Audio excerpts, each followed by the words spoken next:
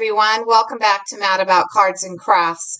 I am here today to share with you some of the products from the Not Too Shabby Shop's fall release. There were 4 stamp sets, including this first one, which is Fall Gnome, and it has obviously the gnome and the little boy. And this is the stamp set that I am actually going to be using today, but I did want to share with you some of the other stamp sets that were released in the collection. I think that this is an absolutely fantastic release. It is so fun, and if you love fall cards, these are going to be for you. This one is called the Critter Costume Party, and look at those little critters all dressed up, ready to trick or treat. We also have this particular one, which is called the You, Me, and Pumpkin Spice. It has the pumpkin and those cute little squirrels, the Not Too Shabby image, some pumpkin cups and leaves. And see, as I said, look at all of the fun little elements that Jamie has added to these particular stamp sets. There are so many fun fall pieces. Today's card is not actually going to be a traditional fall themed card because, quite frankly, I'm not ready for fall. I'm just not there yet. And so yeah, I did not make a fall themed card. This last one is a mock from one of her digital stamps, and this one is called Pumpkin Spice Everything, and it just is a great coffee lovers set. So if you are a pumpkin spice latte person, then you are absolutely going to love this particular stamp set. It has a lot of really fun elements that will make some fabulous autumn cards. This is the card that I am creating today. I am focusing on using a mask to create a background. I wanted something that was just a little bit clean and simple, so I did use the Fall Gnome set. I popped up my little images, and let's get started here on my card. If you are not a subscriber to my channel, I would absolutely love for you to subscribe, ring the bell, and leave a comment. Let me know, are you a fall stamper? Do you absolutely love fall cards like I do? So I am using the Tailored Expression Oval mask. I will be using it to create the background on my card. I also am using my Zig Clean brush markers, as well as peacock feathers and twisted citron for my background. Now I am going to start by coloring my little gnome. I decided that I was going to go with a little bit of Christmas colors.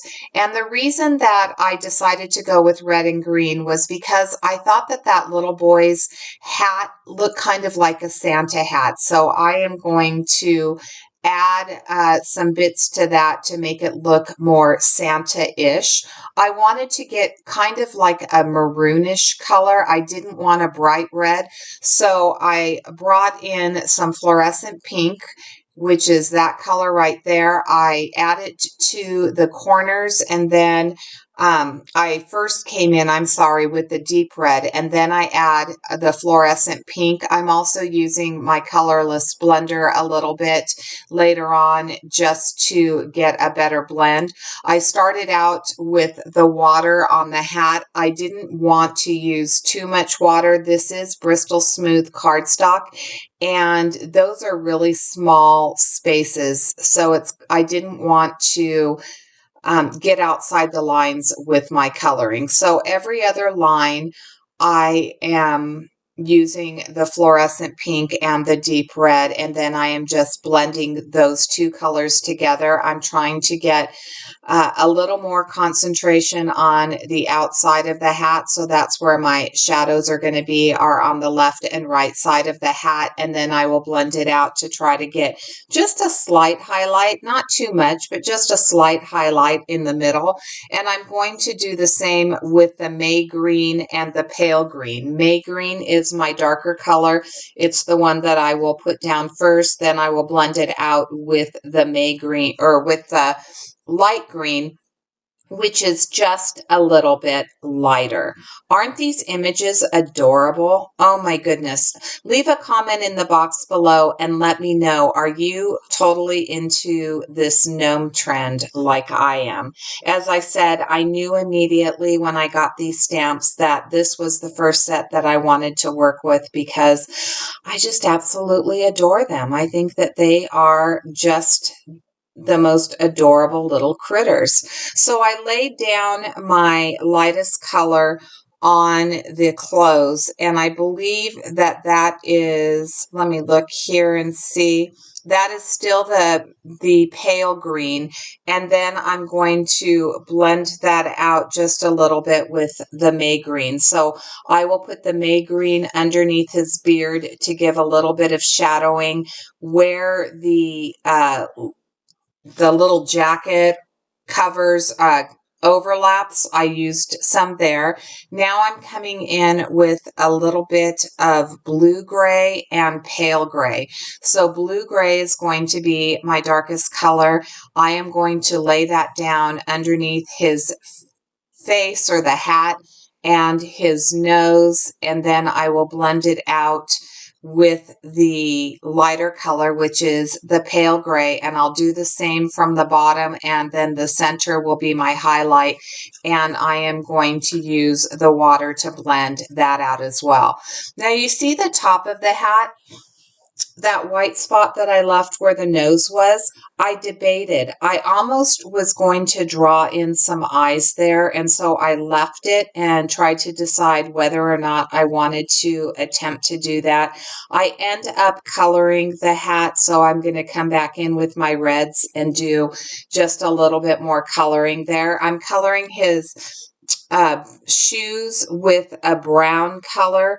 So the two colors that I used are mid brown. Actually, I think I just used the mid brown on his shoes because it was such a small spot. And then on the skin, I'm using flesh, and I will come in and do a little bit of shading with some pale pink. And that pale pink kind of has a fleshy tone to it. So the pink, see, here's where I'm trying to decide whether I want to take that micron pen and draw eyes, and I decide at the last minute, nope, I'm just going to go ahead and color it in. Maybe with the next one, maybe I'll try it with the next one. So I just put that maroon in the corner, I'm blending it out with the fluorescent pink, and then I will take my paintbrush with just a little bit of water and blend it out. I thought I used my blender pen, but I guess I didn't on this particular one. But back to that pale pink. That pale pink has a slight pink tone to it, but it really isn't a true pink. Now, I decided that I wanted to make his hat a little more red than maroon. So the little boy, I started out with red, and I also used the carmine red to blend that out. And then I will come back in, and that center I left white, and then I will just use my paintbrush to blend it all together. And I think I got a little bit more of the ink down than I wanted to, and I got some into the white portion of his hat. I'm going to try to color it in with the gray and decide that I don't like it, and so then I will come in with another product to change the hat a little bit. His clothes, I used light green and pale green. And then I'm doing the same shadowing under his chin where his shoes are meeting his clothes, and blending that out. Here's where I bring in some of the gray, and I think it's just a light gray, and I end up not liking it because you can still see a little bit of the red. I bring in a darker color, and now I just didn't like it at all. And so I will cover that up with a little bit of that Nuvo Fresh Snowfall, which is one of my favorite products for winter. If you make Christmas cards and love to add little snow trims, the dimension on this, the glitter is super cool. These little mushrooms I am coloring with pink and carmine red. I started out with the pink and thought maybe that I would have pink mushrooms, and then I just didn't think that it had quite the continuity with the rest of my coloring. So I will add the carmine red, and that will change it. It won't be quite a red mushroom. It will have those really strong hints of pink, but it helps blend it into the rest of the scene a little bit better. If you haven't shopped at Jamie's shop, Jamie offers a 10% discount. Just use the code Jamie for 10% off. And she also has a rewards program. So if you put in your email address and sign up for that, for every $100 that you spend, you receive $5 off your next purchase, or 5 points. So those purchase points quickly add up. And I am not sure what her shipping is right now. Typically it's free with 60, but she was offering some discounts prior to this particular video. So head over to her shop. I will have it linked in the description box below, along with all of the products that I used. Again, I did color those images on Bristol Smooth and brought in those diamond stickles for my mushrooms. Now I have a piece of Nina Solar White 80-pound cardstock. I'm bringing in the Tailored Expressions oval frame. There are some etchings on the side and top and bottom of that frame, and I decided that I wanted to offset it. I did not want it completely centered. So I started with the Twisted Citron, and then I brought in the peacock feathers, because when you mix the peacock feathers with the Twisted Citron, you get that deeper green at the bottom, which I think is super pretty.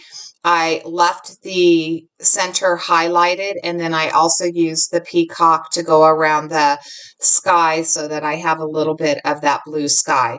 I did take my gnomes and the mushrooms over to my brother's Scan and Cut, and I cut those out. And now I'm just going to stamp my sentiment using VersaFine Black Onyx ink, which is the same ink, because it is watercolor friendly, that I used with my to color my gnomes. So when I stamped those images, I stamped those using VersaFine Black Onyx ink.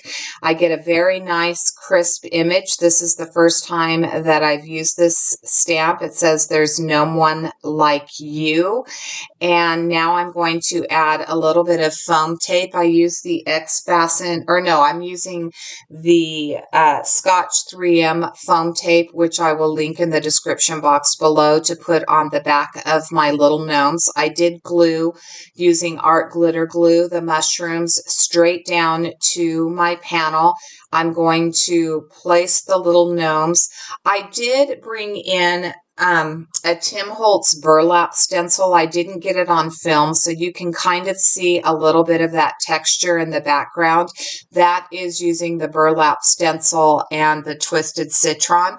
This is where I come in with that snowfall, and look at the beautiful dimension that I'm getting. I put a little bit on the furry part of his hat, and then again on the top of the hat to give it a little snowball. I'm cutting down my panel to 4 by 5 1/4, and you can see that it is offset. I took a little bit off the side, the right side of the panel, and then I took more off the top and bottom to get that 4 by 5 1/4. I wanted a clean and simple background. I decided that I didn't want to use any colored cardstock on the back of the panel. So I cut this card base using some paper tray ink white cardstock. I think it's like 100 pound. And I cut that down to 4 1/4 by 5 1/2 once it's folded. And then I'm going to just glue this directly down. I thought about using some fun foam, but decided that I had the dimension from the Gnomes and that was sufficient. And that will pretty much be my card. So I want to thank you so much for watching. For all of my new subscribers, welcome to my channel.